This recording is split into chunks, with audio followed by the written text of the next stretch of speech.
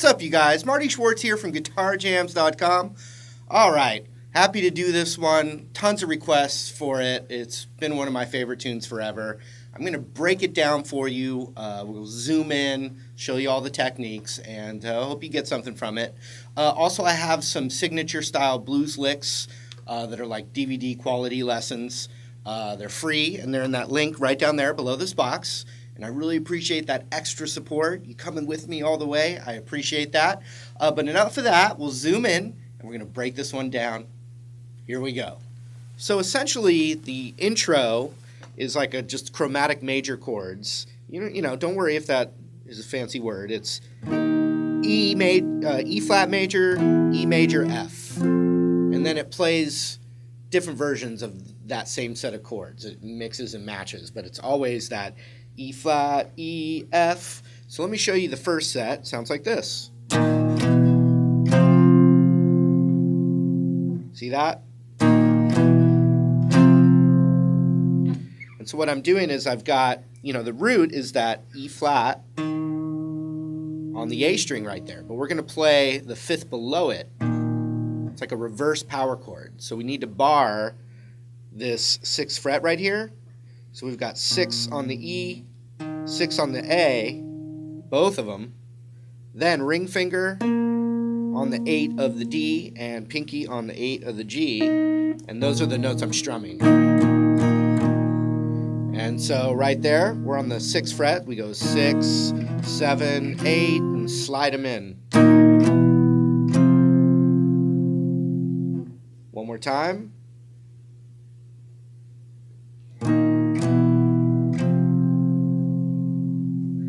Next, we play those same chords, but what I like to call the Hendrix major chord, and it's like this.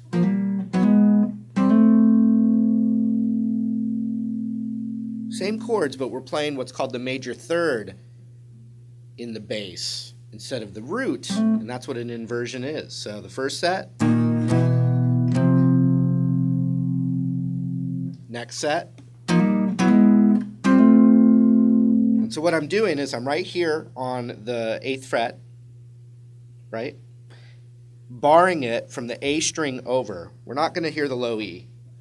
So even my strum kind of starts on the A string. And so what we're doing is we're barring that, and then we're hammering straight down a whole step up on that A string with the ring finger, like this.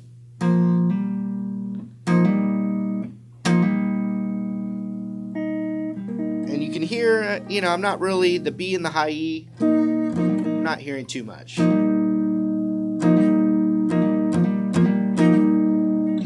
Okay, and then you just do that up half steps. So it starts on the 8th, 9th, 10th. So that right there is actually an F major chord. Watch, you'll hear it matches up with the F bar chord. Same chord, different way to line up the same notes. Same chord.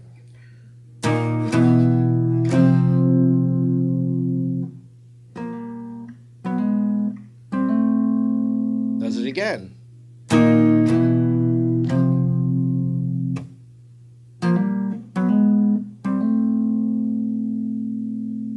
Then eventually it does a little lick. The cool thing about this inverted major, or the Hendrix major, is that it's in its key major pentatonic position already. So if that's an F major chord right there, you've got the F major pentatonic in this box.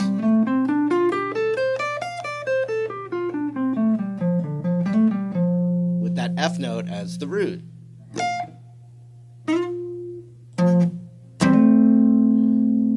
And the licks come from that scale, so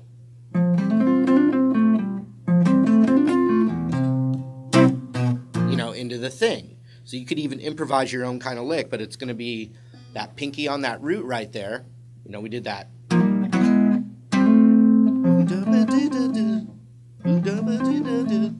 And it starts there while I'm kind of barring from that major Hendrix chord. 13th fret, then hammer on this box, which would be 10 to 12, then 10, 12, back down. So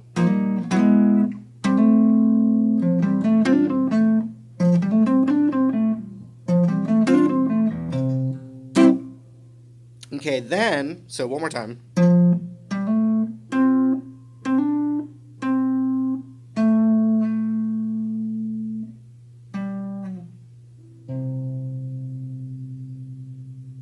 So we're going to go to a C major chord, and I like to play a C bar chord like this. However, Hendrix really never played this version of it. He almost always had his thumb on the bass note and then the F shape with it.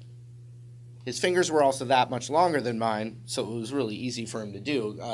John Mayer does it. Plenty of guitar players do it.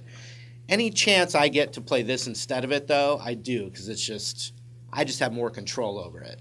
And I'm sure most of you are the same way. But, hey, go for your thumb.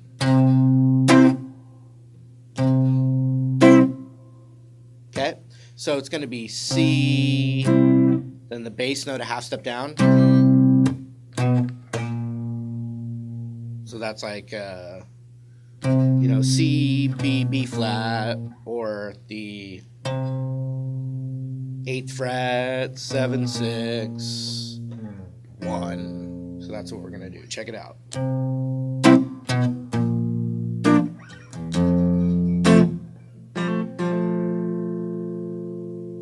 Or thumb in there.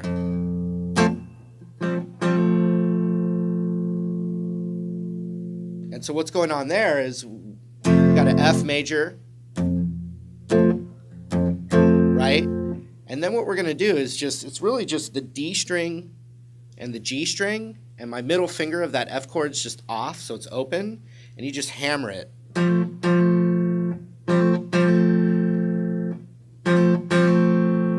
Funny enough, though, it's the exact same notes as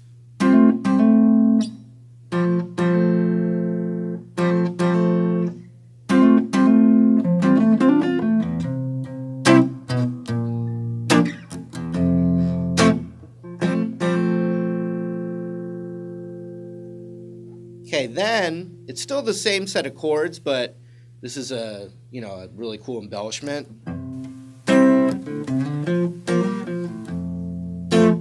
So instead of C to F, the second time it's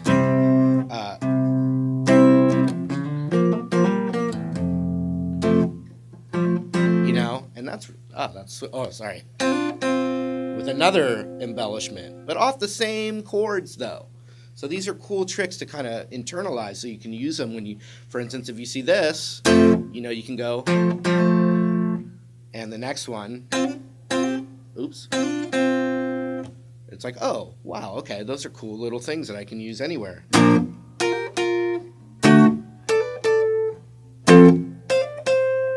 Okay, sorry.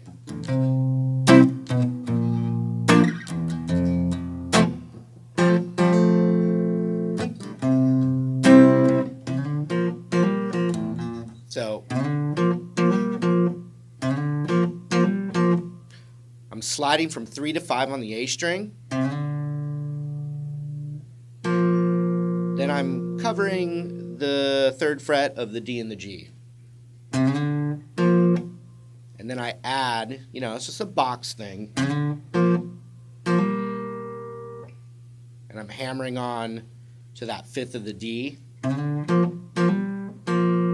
And then taking it back off to the F. Check it out.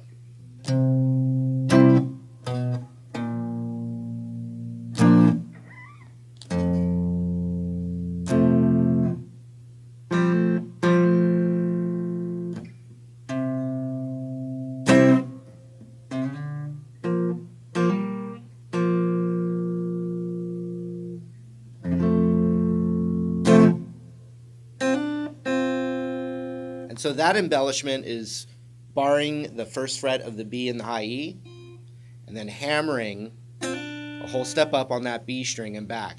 Once again, you're seeing this move in all these different spots. You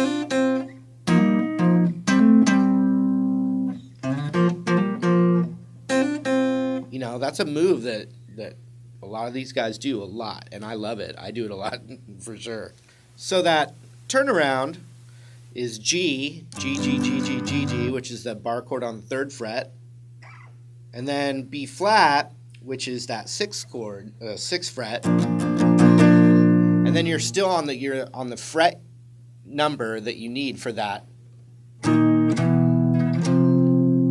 So then you're finally back to a place you are familiar with, hopefully. And then it goes to that bar chord again, up to B flat, and then the intro thing.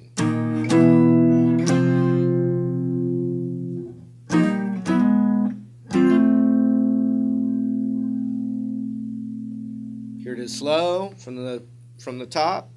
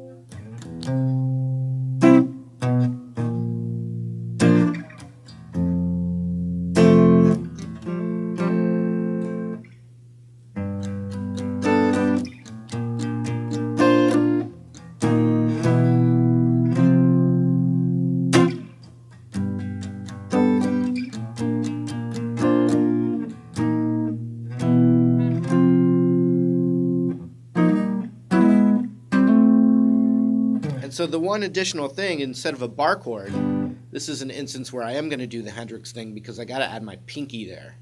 And so I've got my thumb around the bass, I'm playing this F, and so what I'm doing is I'm just adding my pinky to the 5th fret of the high E with this voicing. And then when I move it up to the 6th fret, I'm doing that.